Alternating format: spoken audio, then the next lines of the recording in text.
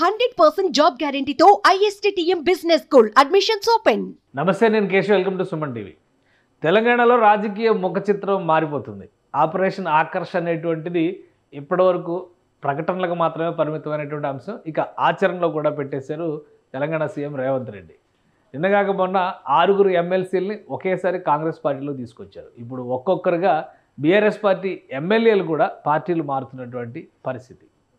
So హైదరాబాద్లో ప్రధానంగా జంట నగరాల పరిధిలో మెట్రోపాలిటన్ ఏరియాలో కాంగ్రెస్ పార్టీకి అసలు ప్రాతినిధ్యమే లేదనుకుంటున్నటువంటి వాళ్ళకి షాకులు ఇస్తూ వరుసగా ప్రకాష్ గౌడ్, అలానే శేర్లింగంపల్లి ఎమ్మెల్యే అరకపూడి గాంధీ కాంగ్రెస్ తీర్థం పుచ్చుకున్నారు. వీరే కాదు, మరికొంతమంది కూడా కాంగ్రెస్ పార్టీలో చేరబోతున్నారు. ఇప్పటివరకు బీఆర్ఎస్ నుంచి కాంగ్రెస్లోకి మారిన నాయకుల సంఖ్య దాదాపు 9-10కి చేరినటువంటి పరిస్థితి. వీరితో పాటు మరికొంతమంది, అంటే కనీసం ఇంకొక 7-8 మంది కాంగ్రెస్తో టచ్లో ఉన్నారనేటువంటి ప్రచారం జరుగుతుంది.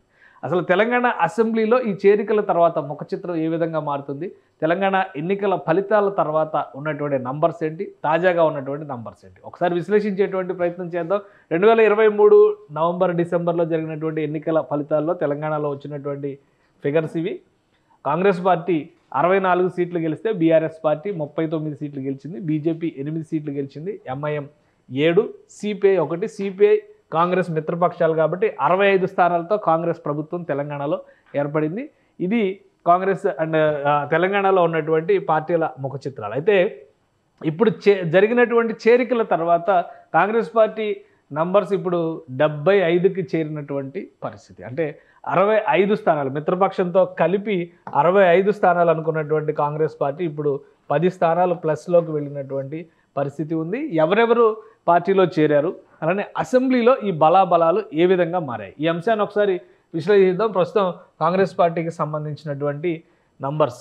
తెలంగాణ అసెంబ్లీలో 119 స్థానాలు ఉన్నాయి. 119 స్థానాల్లో ఇప్పుడు చేరికల తర్వాత తాజాగా కాంగ్రెస్ పార్టీ నంబర్స్ 75 స్థానాలకి, అంటే 74 + 1 75 స్థానాలకి చేరింది. బీఆర్ఎస్ పార్టీ బలం పూర్తిగా తగ్గింది. 39 నుంచి 29కి పడిపోయినటువంటి పరిస్థితి. ఎవరెవరు పార్టీలు మారారు అనేటువంటి విషయాన్ని ఒకసారి విశ్లేషిద్దాం మనం.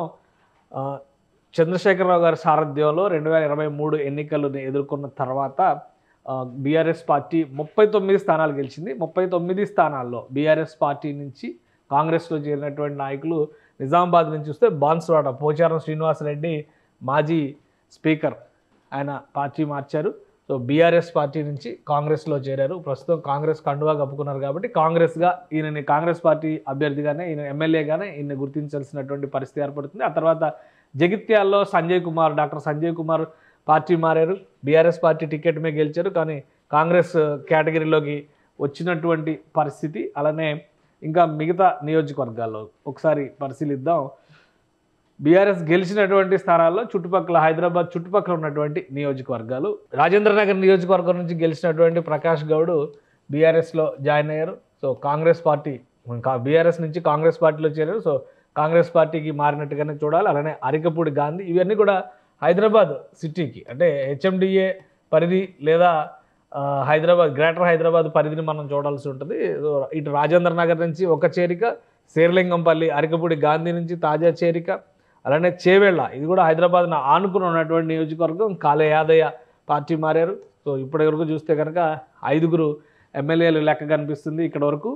ఈయన కూడా బీఆర్ఎస్ పార్టీ నుంచి చేవెళ్ళ. యాక్చువల్గా ఒక విషయం గమనిస్తే, ఈయన పూర్వం టీడీపీలో ఉన్నటువంటి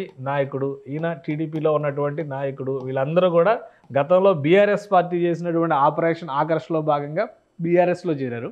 ఇప్పుడు కాంగ్రెస్ అధికారంలో ఉంది, అలానే రేవంత్ రెడ్డి మాజీ టీడీపీ కాబట్టి బహుశా ఆ సంబంధాలను ఉపయోగిస్తున్నట్టుగా కనిపిస్తుంది. ఇంకా మరికొంతమంది నాయకులు కూడా జాయిన్ అయ్యేటువంటి అవకాశాలు ఉన్నాయని చెప్తున్నారు. ఖైరతాబాద్ నియోజకవర్గం నుంచి చూస్తే కనుక సిటీ కోర్ ఏరియా ఖైరతాబాద్ నియోజకవర్గం నుంచి దానం నాగేంద్ర గెలిచారు. దానం నాగేంద్ర కూడా పూర్వం కాంగ్రెస్ పార్టీ నాయకుడు, ఇప్పుడు తాజాగా కాంగ్రెస్లోకి వచ్చారు. సో ఇక్కడ వరకు 6 నాయకులు బీఆర్ఎస్ నుంచి కాంగ్రెస్లో చేరినటువంటి పరిస్థితి ఉంది. ఇంకొకటి కలిసి వచ్చినటువంటి అంశం కాంగ్రెస్ పార్టీకి, సికింద్రాబాద్ కంటోన్మెంట్ ఉప ఎన్నిక. లాస్య నందిత బీఆర్ఎస్ నుంచి గెలిచారు, కానీ ఆమె ఓటమి పాలవడం, ఆమె చనిపోవడం, తర్వాత బై ఎలక్షన్స్లో బీఆర్ఎస్ పార్టీ ఓటమి పాలవడం, ఇక్కడ నుంచి నారాయణ గుప్తా గెలవడం. సో ఈ విధంగా కూడా ఒక నంబర్ కాంగ్రెస్ పార్టీకి తెలంగాణ అసెంబ్లీలో యాడ్ అయినట్టుగా మనం చూడాల్సి ఉంటుంది. అలానే గద్వాల నియోజకవర్గం నుంచి కూడా బండ్ల కృష్ణమోహన్ రెడ్డి సీఎం సొంత జిల్లా జోగులాంబ గద్వాల జిల్లాకు చెందినటువంటి నాయకుడు, గద్వాల నియోజకవర్గం నుంచి ఆయన కూడా బీఆర్ఎస్లో జాయిన్ అయ్యారు. సో 8 మందిని ఇక్కడ వరకు నంబర్ యాడ్ చేసుకున్నటువంటి పరిస్థితి ఉంది. అలానే మిగతా చోట్ల కూడా స్టేషన్ గన్పూర్కి సంబంధించి కడియం శ్రీహరి ఆల్రెడీ ఆయన కుమార్తె కూడా పార్టీలో చేరారు. ఎంపీ స్థానానికి పోటీ చేసినటువంటి పరిస్థితి. సో మొత్తం మీద కాంగ్రెస్ పార్టీ నంబర్స్ ఇక్కడ కూడా 9కి చేరింది కాంగ్రెస్లో చేరినటువంటి నాయకులకి సంబంధించినటువంటి నంబర్స్. అలానే ఫైనల్గా తెల్లం వెంకట్రావు భద్రాచలం నియోజకవర్గం నుంచి గెలిచినటువంటి నాయకుడు, ఆయన కూడా బీఆర్ఎస్ పార్టీ తీర్థం తీసుకున్నారు. 9 మంది పార్టీలో చేరినటువంటి నాయకులు, కాంగ్రెస్ పార్టీలో చేరినటువంటి నాయకులు. అలానే మరొక సీటుని ఉప ఎన్నికల్లో కాంగ్రెస్ పార్టీ గెలుచుకుంది. దీంతో 75 స్థానాలకి కాంగ్రెస్ బలం ఇప్పుడు ప్రస్తుతం తెలంగాణ అసెంబ్లీలో 75 స్థానాలకి పెరిగింది. సిపిఐతో కలుపుకుని 75 స్థానాలకు పెరిగినటువంటి ఇది అంటే 64 చోట్ల కాంగ్రెస్ గెలిచింది, ప్లస్ 10 అయింది కాబట్టి ఇప్పుడు 74 స్థానాలు వచ్చినాయి. ఒకటి సిపిఐని కలుపుకుంటే 75 స్థానాలతో రేవంత్ రెడ్డి ప్రభుత్వం స్థిరంగా ఉన్నటువంటి పరిస్థితి. బీఆర్ఎస్ పార్టీ 29 స్థానాలకు పడిపోయింది. అపోజిషన్లో ఉన్నటువంటి బీజేపీ 8 స్థానాలు, ఎంఐఎం 7 స్థానాల్లో ఉంది. సో ఇప్పుడు ఓవరాల్గా ఈ జాబితాలో అంటే గెలుపొందినటువంటి ఎమ్మెల్యేల జాబితాలో ఇంకా ఈ లిస్టు పెరుగుతుంది, పార్టీని వీడేటువంటి వారి లిస్టు పెరగబోతుంది అనేటువంటి చర్చ విస్తృతంగా జరుగుతుంది.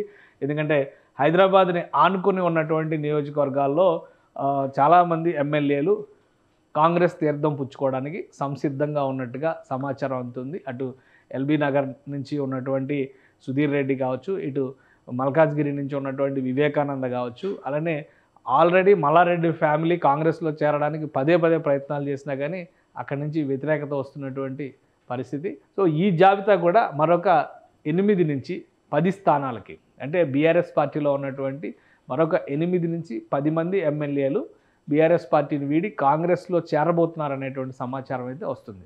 సో ఫైనల్గా బీఆర్ఎస్ పార్టీ లెజిస్లేచర్ పార్టీ విలీనం జరగబోతోంది కాంగ్రెస్ పార్టీలో అనేటువంటి చర్చ కూడా జరుగుతుంది. గతంలో కేసీఆర్ ఏ విధానాన్ని అయితే అనుసరించారో ఆ విధానాన్నే రేవంత్ రెడ్డి అనుసరిస్తున్నారు. కాంగ్రెస్ పార్టీని గతంలో కేసీఆర్ విలీనం చేసుకున్నారు లెజిస్లేచర్ పార్టీని, అలానే ఇటువైపు నుంచి తెలుగుదేశం పార్టీ లెజిస్లేచర్ పార్టీని విలీనం చేసుకున్నారు. సో దానికి return gift Revanth Reddy ready చేసినట్టుగా కనిపిస్తుంది. అతి త్వరలో మరొక 10 మంది ఎమ్మెల్యేలు కాంగ్రెస్ పార్టీ తీర్థం తీసుకోవడానికి సిద్ధంగా ఉన్నట్టుగా సమాచారం అందుతుంది. సో చూడాలి. ఇప్పుడు మొదటి విడత ఆపరేషన్ ఆకర్ష్ సక్సెస్ అయినట్టుగా కాంగ్రెస్ పార్టీ నాయకులు చెప్తున్నారు. సో ఇది రెండో విడత ఎన్ని రోజుల్లో జరగబోతుంది అనేది కూడా ఇప్పుడు ఆసక్తికరమైనటువంటి అంశంగా కనిపిస్తోంది. సుమన్ టీవీలో మీ పర్సనల్ అండ్ బిజినెస్ ప్రమోషన్స్ కోసం కింది నెంబర్కి కాంటాక్ట్ చేయండి.